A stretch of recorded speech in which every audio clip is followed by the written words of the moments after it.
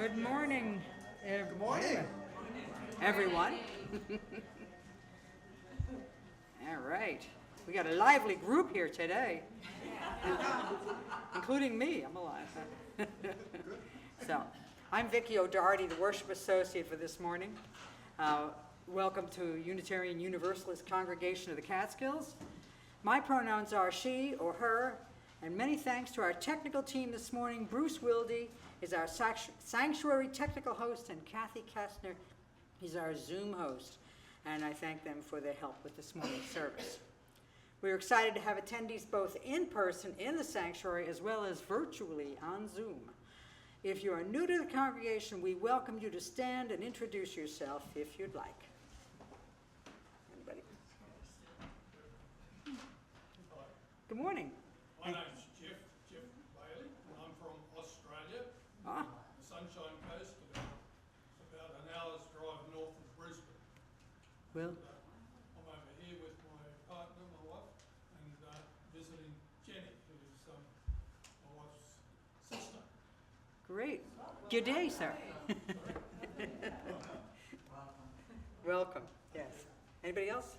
I'm Amy. I just moved to Woodstock from New Jersey, so my dad said, go find the UUs. They're good people. So Yes. Thank him for us. All right. So a big welcome to everyone.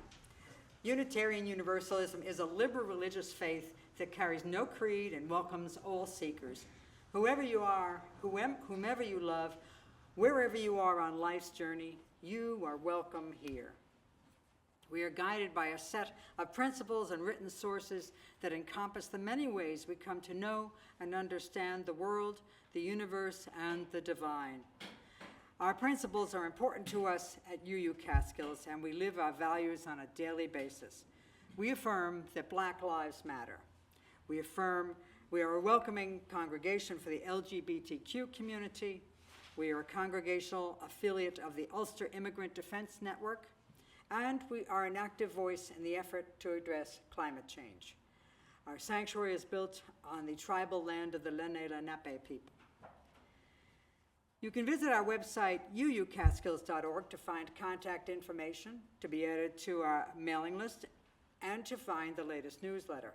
You will also find newsworthy items on upcoming events in our UU community. If you're a visitor online and would like to be added to our mailing list, you can put your name and email address in the chat box area on Zoom. A reminder that people of all ages, children, young and old, are welcome here at UU Catskills.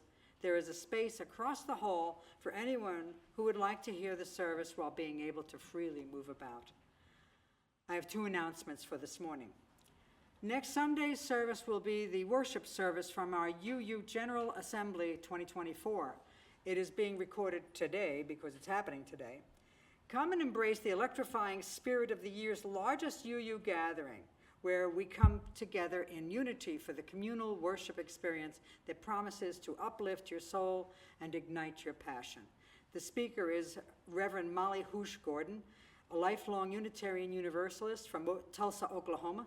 She is the minister of the UU Church of Columbia, Missouri, where she is currently suing the state of Missouri for their unconstitutional abortion ban alongside 13 other multi-faith clergy co-plaintiffs.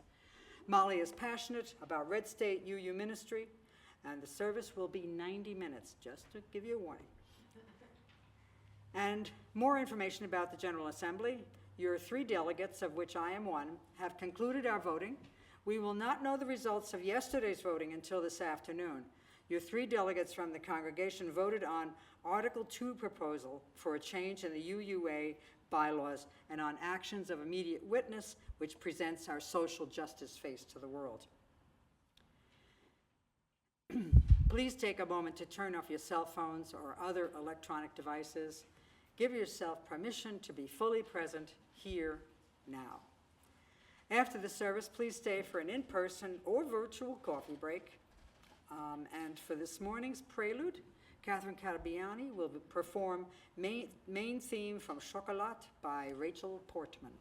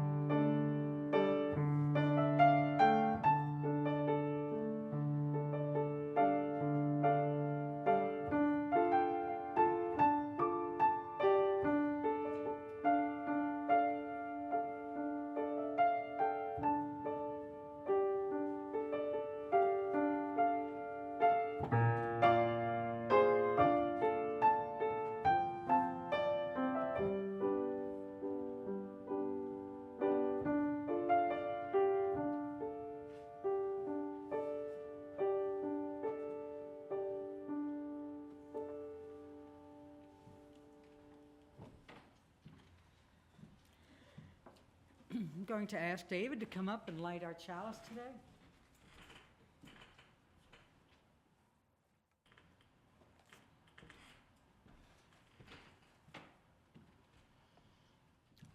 Please join me in saying the words for lighting the chalice in your order of service.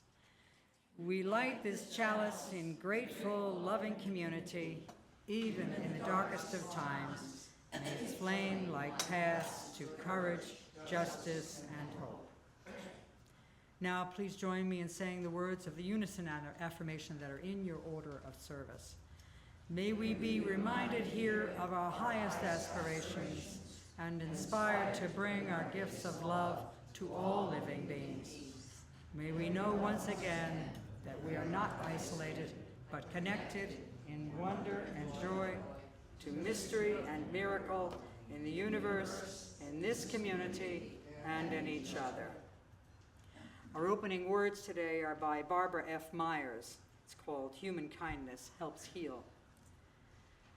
Dr. Mark Reagans is a staff psychiatrist at The Village, an integrated service agency in Long Beach, California, that is renowned for its success in treating difficult psychiatric cases, often involving homelessness, schizophrenia, and substance abuse.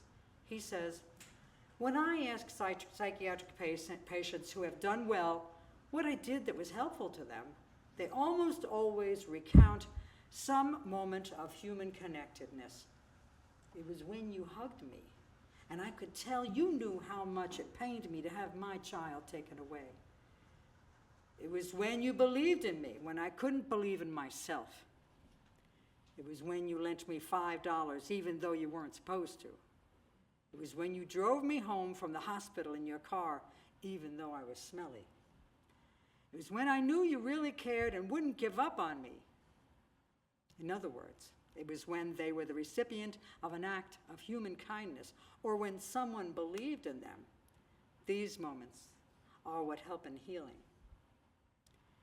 Here's where the faith community comes in. People of faith are experts in human kindness. We can believe in people. We can see something inside them that they aren't able to see themselves. We can give acceptance and love even when an illness is untreated or a person feels hopeless. And these may be the central factors in recovery. That's an excerpt from Held, Showing Up for Each Other's Mental Health. Please stand if you're able and join in singing song number 18 in your gray hymnals.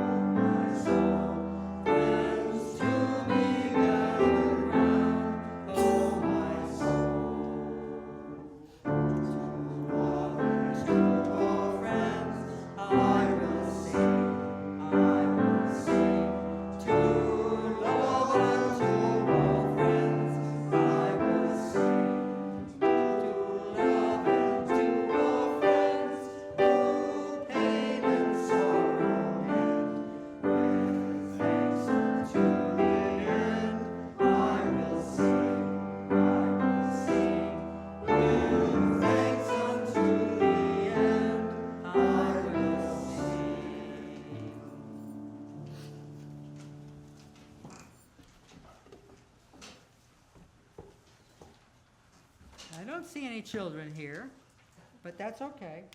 You can be our children today, all right? This is a message not for children only, so be whatever you wish to be. So today's story is called The Beauty Contest. It's by Christopher Buse. Once upon a time, in a little village, there appeared a sign that said, "Beauty Contest to be held this Saturday at the fairgrounds. There will be a surprise guest judge." All the young children in the village were very excited about being in a beauty contest, and they began to prepare for the big day. They all bought new clothes and jewelry. They made appointments to get new hairdos. And they also began spending a lot of time looking in the mirror and practicing their smiles. Well, almost all the children. There was one girl who was a poor servant. She had no money to buy new clothes or new jewelry. She didn't even have enough money to pay for a new hairdo. In fact, she was so poor she didn't even have a mirror to look in and practice her smile. This poor girl could do nothing to prepare for the beauty contest. Finally, the day for the beauty contest arrived, and all the children from the village started down the road to the fairgrounds. On this particular day, there was a blind man standing by the side of the road. As each person walked by, he asked, "Would you please help me down the road? I am a blind man and cannot see to find my way." But all the other children were in too big a hurry to get to the beauty contest, and they just walked right past the blind man. After a while, the poor servant girl walked by and saw the blind man. She offered to help him down the road. "Where are you going?" she asked. "I am going to the fairgrounds," said the blind man, and so the two began walking down the road. When they arrived at the fairgrounds, there was a lot of confusion. There were lots of children ready for a beauty contest, but there was no judge to be found. All the children were shouting, "Where is the judge? Where is the judge?" "Here I am," said the blind man. "Sorry I'm late." It was quiet for a moment, and everyone was surprised. Finally, one child said, "You can't judge a beauty contest. You can't see." The blind man laughed. "True beauty is something anyone can see. A pretty face is nice, but an act of kindness for a stranger, now that is a beautiful thing." And as he spoke, he pinned a blue ribbon on the poor girl's shirt. And on the ribbon were the words, "First prize." "Do not be fooled by false beauty," said the blind man. "The next time you're looking for the winner of your beauty contest, look for someone who is kind and helpful, for the greatest among you shall be your servant."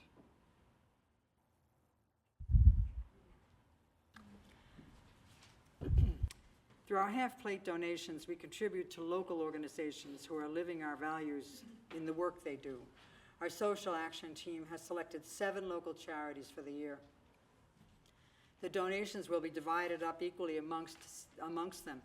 You can donate by using the QR code on the back of your order of service. There it is. Or you can do cash today, or you can send them a check. Any one of those. Our offertory music is Passage of Time from Chocolat by Rachel Portman.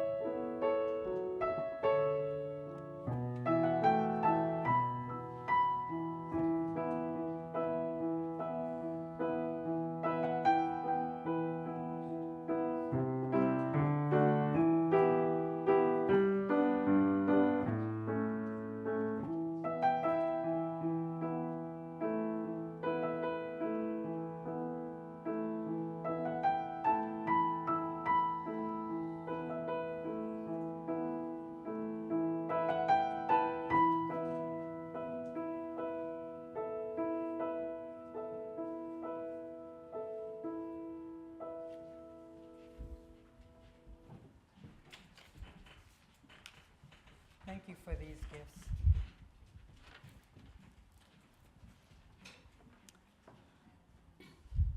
Our meditation today is by Susan Ensweiler.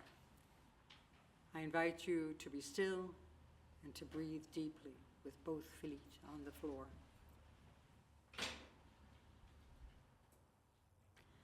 Imagine yourself on a wide flowing river in a small boat. You are one small little speck of being in a wide expanse of water bordered by rocky cliffs, towering trees, and bright blue skies. Ahead of you are boulders and whitewater rapids, but also calm pools and sandbars for picnics.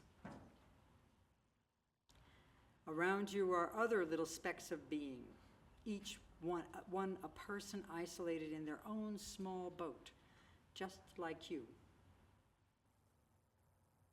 But together, all of you form a flotilla, and you will journey down the river together, guiding each other around the boulders, rescuing each other out of the water, enjoying the calm of the still pools and picnics on the sandbars.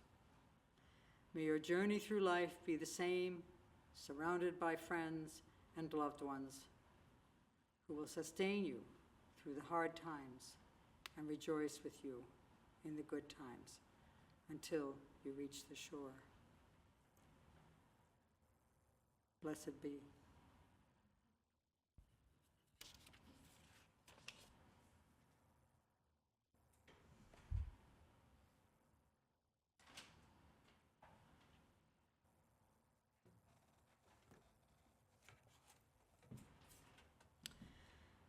My topic today is, of course, on kindness.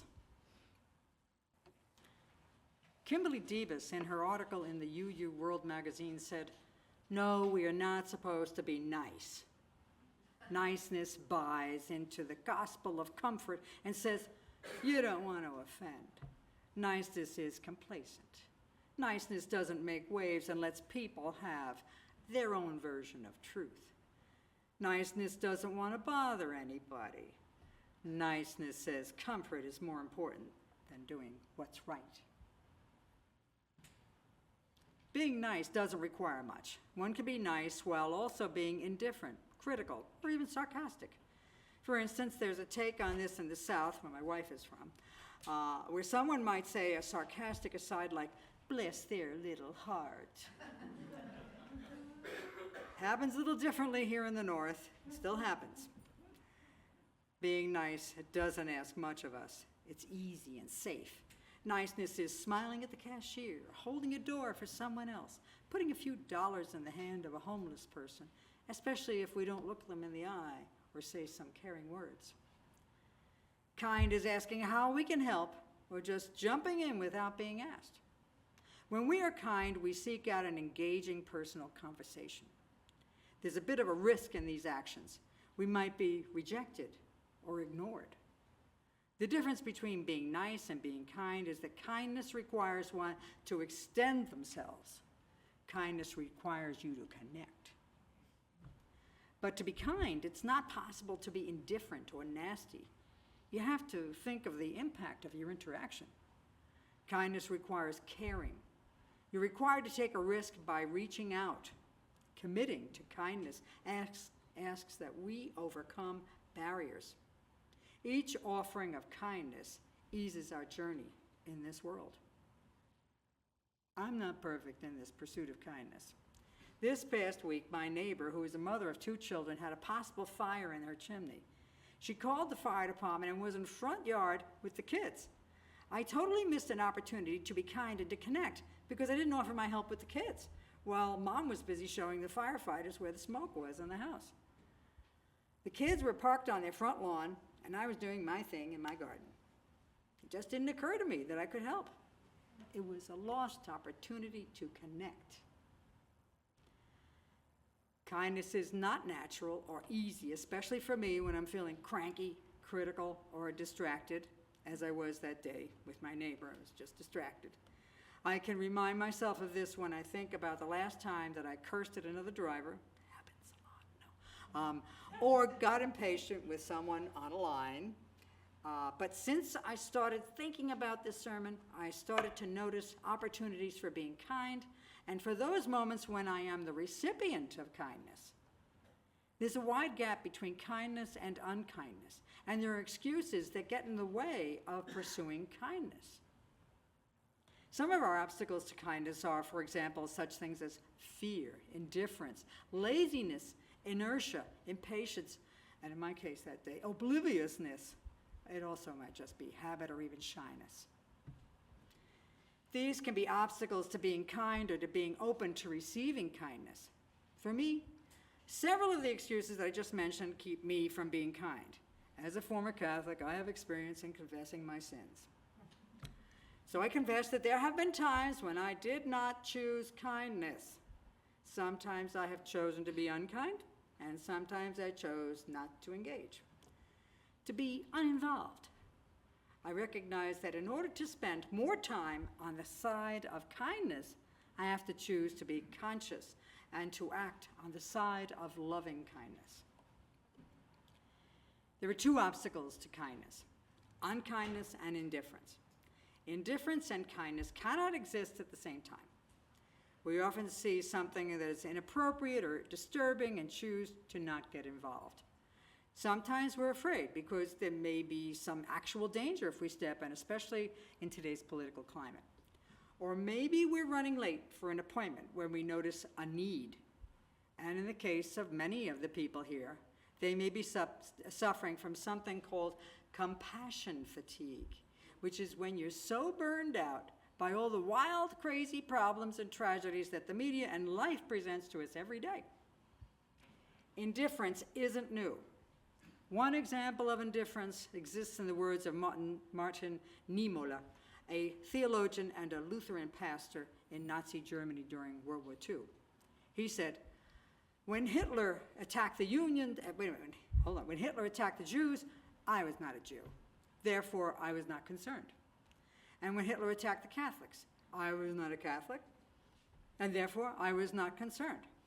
And when Hitler attacked the unions and industrialists, I was not a member of the unions, and I was not concerned. Then Hitler attacked me and the Protestant church, and there was nobody left to be concerned. History tells us that indifference in Germany may have been an important part of the reason why World War II started. Indifference is often learned behavior, and so is kindness. The earlier we start to learn kindness, the sooner we can practice it. This should keep indifference at bay. Children often naturally notice injustice. They may question why someone is asking for money, or why a child in their class doesn't have nice clothes. They learn indifference by our actions. And we learned about kindness and indifference by the words and actions of our elders. Kindness, empathy, and action are the cures for indifference. We can choose these behaviors and can rise to the level of kindness. And there are selfish reasons to be kind. This is the sales part here, okay? There are numerous studies that confirm that acting kind helps the immune system. Kindness also has a positive effect on the production of serotonin in the brain. The body produces the chemical serotonin, which works as a neurotransmitter. It is calming. It has a calming anti-anxiety effect that can counter depression. For those who act kindly, they benefit from the serotonin boost, and the person who is on the receiving end of the kind act gets the same benefits. And according to those studies, even people who witness a kind act derive a similar positive effect. And for people who are routinely kind, they get some relief from chronic pain, insomnia, and stress, along with increases in optimism, self-worth, and happiness. And you thought you were doing all that community service for the fun of it, huh? Nah. David R. Hamilton, PhD from Scotland, researched the health benefits of kindness. He said that there are at least 5 benefits of kindness. Firstly, Dr. Hamilton says that kindness makes us happier because of the elevated levels of dopamine. Then he says that kindness is good for your cardiovascular system. It causes lower blood pressure, and the production of oxytocin reduces inflammation and free radicals that can reduce heart disease. The same reduction of inflammation and free radicals also slows the aging process. Dr. Hamilton relates that compassion is linked to the vagus nerve, which regulates the heart rate and inflammation levels, and therefore slows the aging process. Kindness can also improve relationships. He says that we are genetically predisposed to connecting with each other. Dr. Hamilton states, I quote, "Our evolutional ancestors had to learn to cooperate with each other. The stronger the emotional bonds within groups, the greater the chances of survival. So, kindness genes were etched into the human genome." This genetic basis for kindness builds new relationships and helps to cement existing ones. And finally, kindness is contagious. Dr. Hamilton says that when we're kind, we inspire others to be kind, and it actually creates a ripple effect that spreads outwards to our friends, to 3 degrees of separation. An example of this ripple effect was related by Dr. Hamilton in a story about an anonymous person who donated a kidney to a total stranger. It started a ripple effect of family members donating their kidneys to other strangers that ultimately spanned the breadth of the United States, resulting in 10 people receiving kidneys. If we take on kindness as a habit, Dr. Hamilton likens it to learning a new skill. If we practice kindness, we change the chemistry and structure that establish kindness circuits in our brains, wiring ourselves for more and more kindness. Negative habits are replaced with positive ones, and complaints replaced with gratitude, while empathy overtakes hostility. So the next time you perform an act of kindness, or even just witness one, pause and look within at the good feelings that you're having. If you want to feel that way all the time, you'll know what to do. I'm going to share a kindness manifesto that author Donna Cameron shares in her book, A Year of Living Kindly. This is a kind of DIY kindness blueprint. So pay attention. Remember that your intention will direct your attention. Choose to see goodness and kindness. Withhold judgment. We can never know what challenges others are facing. The benefit of the doubt is one of the greatest gifts you can give. Pause. You don't need to respond instantly. Think about the kind response, which is often silence. Receive graciously. Kindness means receiving as well as giving. Understand the joy others feel in giving and help them experience that joy. Take care of you. Kindness begins with self.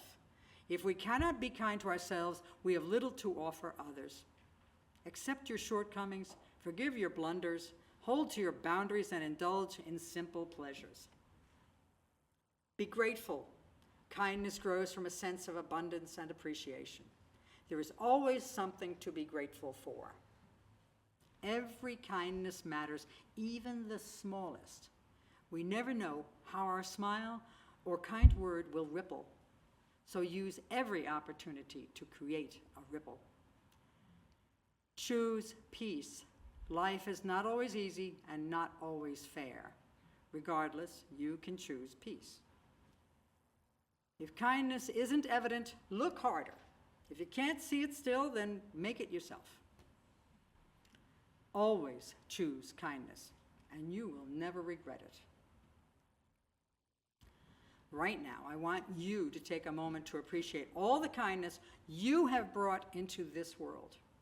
You have made a difference, even if you haven't seen the ways that it has helped to make this world a better place. And from here on, kindness can be your superpower, your way of causing a holy ripple that resounds around the world. So mote it be. Amen. Yes. Support the free radicals. Hey! Free radicals, okay. Yeah.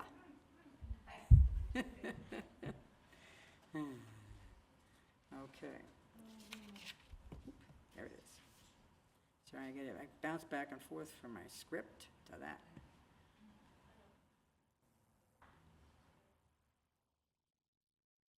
Okay. Our hymn, please rise if you're able and join in singing hymn number 1031, Filled with Loving Kindness, and it's in your teal-colored hymnals, the lightweight ones, these. Number 1031.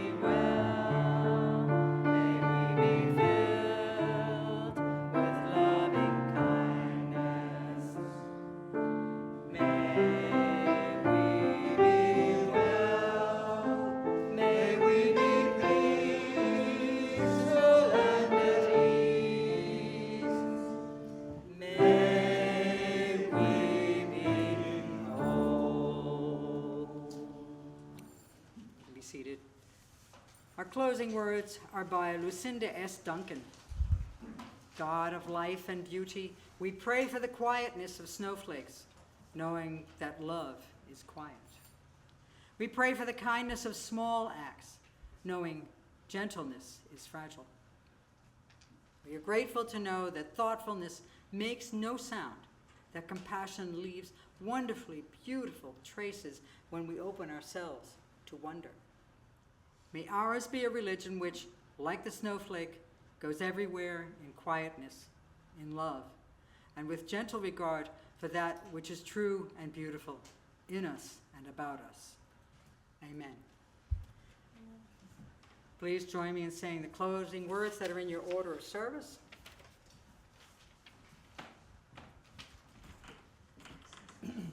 We extinguish this chalice, but not the light of truth, the warmth of community, or the fire of commitment.